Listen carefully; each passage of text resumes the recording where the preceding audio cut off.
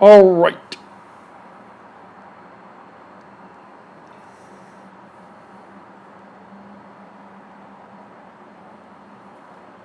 Okay, so what we're going to talk about, okay, so what I'm going to explain in this video is the lead-based paint addendum. It's for homes that were built prior to, I think, 1978. You can see right there, homes that are built before 1978. They may have lead-based paint in them. If they do, people have been painting over top of paint for decades. That's the best way to treat it, right? It's unlikely somebody knows there's lead-based paint and hired a company to come and take them out. Lead-based paint is only dangerous if it chips off to the ground and you eat it or kids eat it. That's the concern, right? It's not hazardous if it's just there. So when we send over a listing contract, seller's disclosure is usually checked.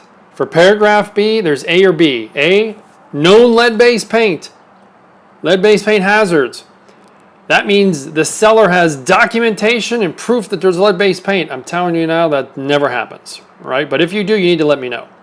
So I automatically assume, and 100% of the time, it's B. Seller has no knowledge of the presence of lead-based paint. And that doesn't mean I think I have lead-based paint. That's like documentation. You had a test, you know. Okay? And then B, number 2, records and reports. Obviously, if you didn't know you had lead-based paint in B1, then in B2, it's got to be selection B, which is where I have the X there. Seller has no records or reports pertaining, blah, blah, blah, blah, blah, right?